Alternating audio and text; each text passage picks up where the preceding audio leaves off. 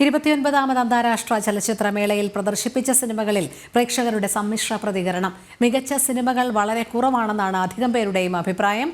സിനിമകളുടെ തെരഞ്ഞെടുപ്പിൽ രാഷ്ട്രീയ നിറം കലർത്തി എന്ന വിമർശനവും ശക്തമാണ്.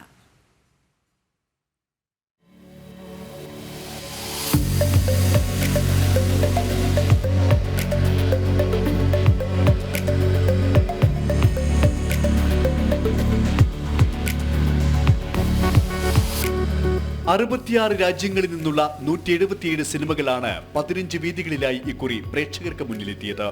മലയാളത്തിലെയും ലോകഭാഷകളിലെയും മികച്ച സിനിമകൾ ആസ്വാദകർക്ക് അനുഭവിക്കാൻ കഴിയുന്ന വേദിയായിരുന്നു ചലച്ചിത്രമേള. എന്നാൽ ഇക്കുറി തെരഞ്ഞെടുപ്പ് മികവ് പുലർത്തിയില്ല എന്നാണ് പൊതുവെ ഉയരുന്ന വിമർശനം. കുറെ കൂടി സൂക്ഷ്മതയോടുകൂടി ചലച്ചിത്രങ്ങൾ തിരഞ്ഞെടുക്കുന്നതിൽ ശ്രദ്ധ പുലർത്താമായിരുന്നു എന്നെനിക്കൊരു അഭിപ്രായമുണ്ട്. കാരണം പല പടങ്ങളും 29ാമത്തെ വർഷം നടത്തുന്ന ഒരു അന്താരാഷ്ട്ര ചലച്ചിത്രോത്സവത്തിന് വേണ്ട ഒരു സ്റ്റാൻഡേർഡിലേക്ക് ഉയർന്നിട്ടുണ്ടോ എന്നുള്ള കാര്യത്തിൽ എനിക്ക് സംശയമുണ്ട്. അപ്പോൾ അതുകൊണ്ട് ഈ പടങ്ങൾ തിരഞ്ഞെടുക്കുന്ന കമ്മിറ്റി മെമ്പേഴ്സ് ആണെങ്കിൽ അവർക്കൊക്കെ കുറേ കൂടെ ഒരു സിനിമയെക്കുറിച്ച് ഒരു ധാരണയും ഈ ഫെസ്റ്റിവലിൻ്റെ ഒരു ഇമ്പോർട്ടൻസിനെ കുറിച്ചൊക്കെയുള്ള ഒരു ധാരണയും ഒക്കെ ഉള്ള ആളുകൾ ഈ പടങ്ങൾ തിരഞ്ഞെടുക്കുന്ന ജൂറിയിൽ വന്നാൽ നന്നായിരിക്കും.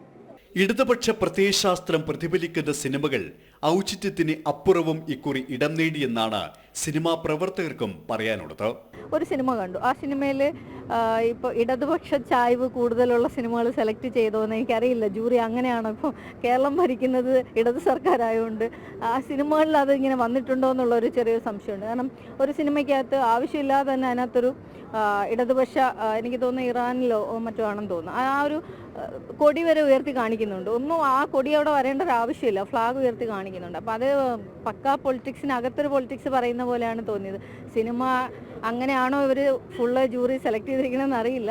തെരഞ്ഞെടുപ്പിൽ കുറച്ചുകൂടി ഗൗരവം പുലർത്തണമായിരുന്നുവെന്നാണ് പ്രേക്ഷകരും പറയുന്നത്.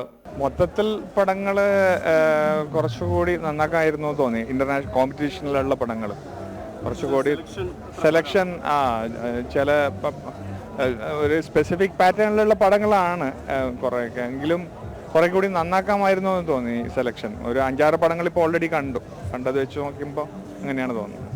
സിനിമയെ ഗൗരവമായി സമീപിക്കുന്നവരെ അല്പം നിരാശരാക്കുന്നു എന്ന് തന്നെയാണ് ഏതായാലും പൊതുവെ ഉയരുന്ന വിമർശനം. ജനം, തിരുവനന്തപുരം.